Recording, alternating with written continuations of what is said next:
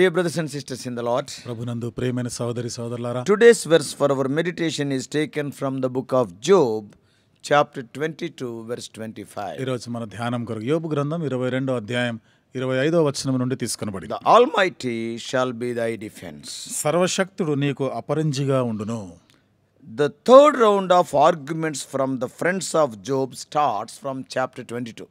22వ అధ్యాయం మొదలుకొని యోబు యొక్క స్నేహితులు మూడో పర్యాయము యోబుని వాదనకి రావడం అదే ఆరంభించబడింది. In the first round, మొదటిసారి Eliphaz the Temanite spoke in chapters 4 and 5. తేమానీయుడైన Eliphaz మాట్లాడతాడు 4-5 అధ్యాయాల్లో. And later in chapter 15, his second round argument is recorded. తర్వాత 15వ అధ్యాయంలో రెండో పర్యాయం ఆయన మాట్లాడే మాటలు ఉన్నాయి. Now in chapter 22, Eliphaz spoke the third time. ఇప్పుడు 22వ అధ్యాయంలో ఈ ఎలీఫజ్ మూడోసారి మాట్లాడడం మనం చూస్తాం. In the first two rounds, ఈ మొదటి రెండు దఫాల్లో Eliphaz had not been as severe on Job as other friends. Eliphaz ఇతర స్నేహితులు యోబు యొక్క స్నేహితులు తీవ్రంగా మండిపడుతున్నట్టుగా ఆయన అంత కఠినంగా లేడు. But now he attacks Job with a specific accusation. కానీ ఇప్పుడైతే యోబు మీద ఒక నిర్దిష్టమైనటువంటి నేరారోపణతో దాడి దిగినాడు ఆయన. Now he is more discourteous than he had been previously. ఇంతకు ముందటి కన్నా ఇప్పుడు అస్సలు జాలి చూపించడం లేదు ఆయన. He told that the reason for Job's suffering lay with Job. యోబు ఎందుకు శ్రమలు అనుభవించవలసి వచ్చిందో దానికి కారణాలు చెప్తున్నాడు ఆయన. It is only because of Job, not because of God. అది నువ్వు చేసుకున్న దాన్ని బట్టే, నువ్వే దానికి కారణం, దేవుడు ఏమీ కాదు అంటాడు. That is what we read in the first 3 verses of 22nd chapter. ఆ మాట 22వ అధ్యాయము మొదటి 3 వచనాల్లో చదవచ్చు. Then he emphasized that God was punishing Job for his sin. తర్వాత అంటాడు కదా, యోబు చేసిన పాపానికే దేవుడు శిక్షిస్తున్నాడని చాలా గట్టిగా చెప్తున్నాడు. Eliphaz's accusation was that Job has heartlessly oppressed others to make himself rich. Eliphaz నేరారోపణ ఏమిటిదంటే, యోబు తను తాను గొప్పవాడుగా ఐశ్వర్యవంతుడు కావడానికి ఆయన ఇతరులని అనగదొక్కేశాడు, వారి వల్ల కఠినంగా ప్రవర్తించాడు అంటాడు. And that's why God is punishing him now. అందుకనే దేవుడు ఇప్పుడు అతన్ని శిక్షిస్తున్నాడు అంటాడు. According to Eliphaz, మరి ఎలీఫజ్ అనుకున్న ప్రకారం Job was practicing all this evil because he was thinking that God is so far away that he cannot see him.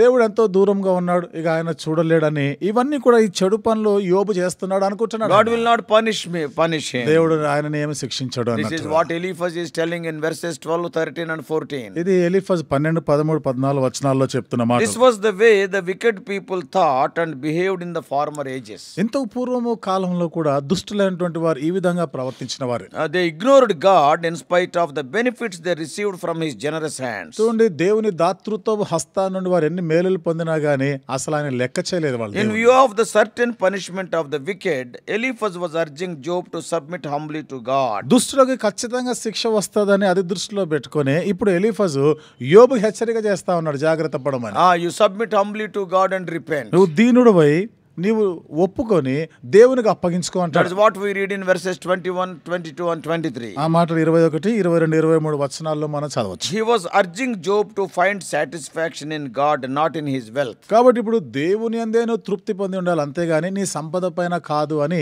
యోబుని బ్రతిమాలుతున్నాడు. Then God will answer his prayers and give him all that he desires. అప్పుడు దేవుడు ఆయన ప్రార్థనలు అంగీకరిస్తాడు, ఆయన యొక్క హృదయ వాంఛలన్నీ తీరుస్తాడు అంటాడు. So in this context of repentance only, Eliphaz uttered the verse for our meditation today. ఈ పశ్చాత్తాప పడేటువంటి ఈ సందర్భంలోనే ఎలీఫజ్ ఈ మాటలు చెప్తున్నాడు, నేటి దిన మన ధ్యానం కొరకైన మాటలు. Indirectly, Eliphaz was telling that Job was not innocent. పరోక్షంగా ఎలీఫజ్ ఏమంటున్నాడంటే, యోబు అమాయకుడేమి, ఆయన ఏమి తెలియని వాడేమి కాదు. Generally, people will hang their faces down when they were conscious of their guilt. ప్రజలు ఎప్పుడైతే వారి యొక్క మనస్సాక్షి నేరారోపణ దోషారోపణ చేస్తుందో వారు ముఖం నేల మోపిన పరిస్థితి వస్తుంది. We bow our heads in adversities. కాబట్టి మనం ఈ విరోధుల దగ్గర మన తల వంచుకున్నట్టు, తల దించుకున్నట్టు. When we are conscious of our uprightness, మనం ఎప్పుడైతే మనము యథార్థంగా ఉన్నాము అనే మన మనస్సాక్షి చెప్తుంది, when we are blessed with prosperity, మనము ఈ అభివృద్ధి వలన ఆశీర్వదించబడినప్పుడు, and when we have evidence that we are the children of God, then we look upward to heaven. మనం దేవుని పిల్లలమైనటువంటి ఆ నిర్ధారణ ఉంటుందో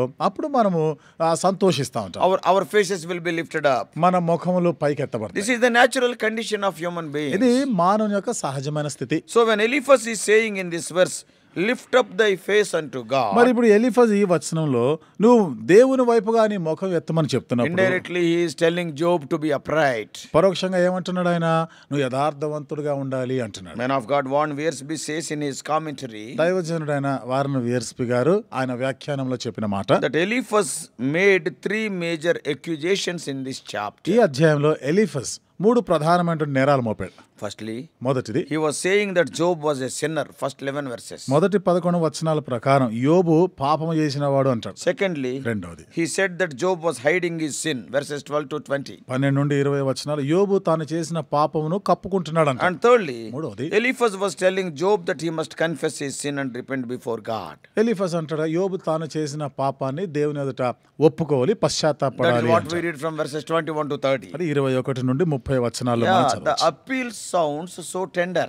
కాబట్టి చూడండి, ఇది మా ఆయన ఆ విధంగా బ్రతిమాలుతున్నవి ఇవి ఎంతో మృదువైన మాటలుగా ఉన్నాయి కదా, ఉన్నట్టుగానే అనిపిస్తుంది. However, Eliphaz had been very condemning in what he had accused Job of his doings and thinking. ఏదేమైనా కానీ ఈ ఎలీఫజ్ యోబు చేస్తున్న వాటిని బట్టి యోబు ఏమి ఆలోచిస్తున్నాడో ఆ విషయంలో ఆయన కొంచెం శిక్షించి దండించే విధానంలో చూస్తున్నాడు. Often we also not fully aware of the truth pass on condemning statements on others. అనేక పర్యాలు మనం కూడా సత్యం ఎరుగక ఇతరులని శిక్షించే మాటలు When they మాట్లాడుతుంటాం. are suffering, we will be uttering pinching words. వారు శ్రమల గుండా వెళ్తా ఉంటే నొప్పించే మాటలు, బాధ కలిగించే మాటలు చెప్తారు. Let us not do so. ఆ విధంగా మనం చేయకుండా ఉండము. Actually, Job need not repent as Eliphaz suggested in verse 23. వాస్తవంగా 23వ వచనంలో ఎలీఫజ్ సలహా ఇచ్చినట్లుగా యోబు తను పశ్చాత్తాపడవలసిన అవసరం అక్కడ ఏమీ He was లేదు. not suffering because he has sinned greatly.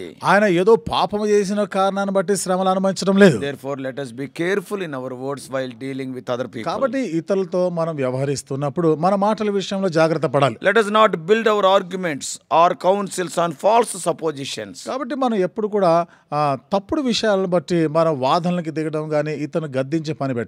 Don't imagine wrong things. కాబట్టి అనవసరమైన తప్పుడు మాటలు ఊహించుకోవద్దు మనం. Often we imagine things which are untrue. అనేక పర్యాలు అసత్యమైన వాటి గురించి ఊహించుకొని So, మాట్లాడతాం. dear brothers and sisters, కాబట్టి ప్రియమైన సహోదరి in our సహోదరులారా, Christian life, మన క్రైస్తవ జీవితంలో let us be builders always. ఎప్పుడు కూడా మన కట్టువారంగా ఉండాలి. Let us build others' lives. ఇతరుల జీవితాలను కట్టేవారంగా Your ఉండాలి. words must be gentle always. నీ మాటలు ఎప్పుడు కూడా మృదువైనవిగానే ఉండాలి. About the words of Lord Jesus Christ, it is said యేసుక్రీస్తు ప్రభువారి మాటల గురించి చెప్పబడింది in Luke 4:22. లూకా సువార్త 4:22లో. His words were gracious. ఆయన దయగల మాటలు. If we use hard words not knowing the truth, మనం సత్యం ఎరగక కఠినమైన మాటలు ఉపయోగిస్తే then instead of building a person, అప్పుడు ఒక వ్యక్తిని కట్టేదానికి బదులుగా we'll be driving him away from God. అతని దేవుని యొద్ద నుండి దూరం చేసిన వాళ్ళం అవుతాం. Moreover, ఇంకా ఎక్కువ let చెప్పాలి, us not be judges.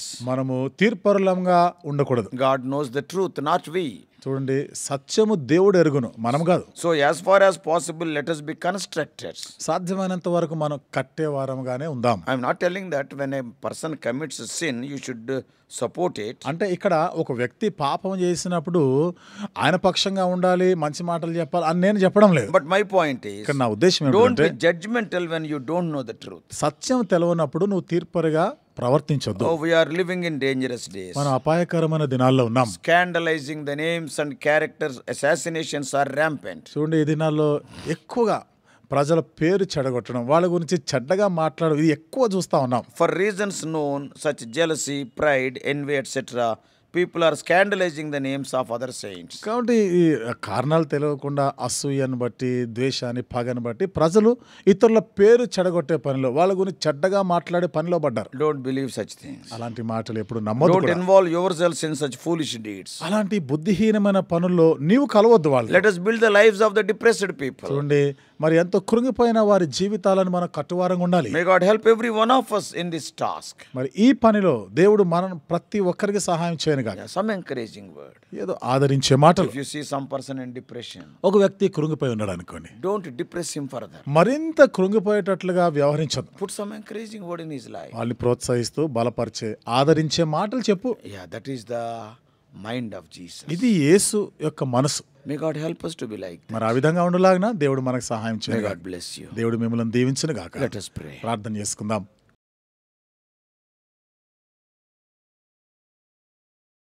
Loving Heavenly Father, ప్రేమగల మా పరలోకపు how తండ్రి, gracious God, కృపగల మా దేవా, how true it is, O Lord, how many times not knowing the truth we will be scandalizing, O Lord, so many rumors and character assassinations we are involved in. ఎన్ని పర్యాయాలు సత్యం ఎరుగుక ఇతరుల గురించి చెడ్డగా మాట్లాడుతూ వారి పేరు చెడగొట్టడం ప్రభా, ఎంత సత్యం ఇది. Many times we are having itching ears అనేక పర్యాయాలు ప్రభా మాకు దురద చెవులు ఉన్నాయి, and also lying tongues, అంతేకాకుండా అబద్ధమాడే పెదవులు ఉన్నాయి. but we are your children. అయితే దేవా, మేము నీ పిల్లలం. So that's why, O Lord, keep us free from these things. అందుకనే ప్రభా వీటన్నిటి నుండి మమ్మల్ని దూరంగా ఉంచండి. As far as possible, help us to build others' lives. సాధ్యమైనంత వరకు ఇతరుల జీవితాలు కట్టువారముగా సహాయం Lord, చేయండి. this is your mind. దేవా, ఇది మీ మనసు. O Lord, a flame is, it is almost quenching out, you will not quench it out. ఓ దేవా, ఒకవేళ ఒక ఒత్తి ఆరిపోతున్నప్పుడు పూర్తిగా నువ్వు దాన్ని ఆర్పివేయవు O ప్రభా. Lord, thou will revive it. దేవా, నువ్వు మరలా దాన్ని ఉజ్జీవింపజేస్తావు. O Lord, help us to be like that. దేవా, ఆ విధంగా మేము ఉండలాగిన Help us throughout this day.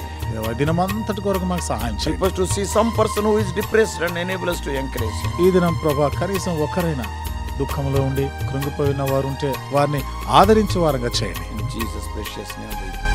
వారి అమూల్యమైన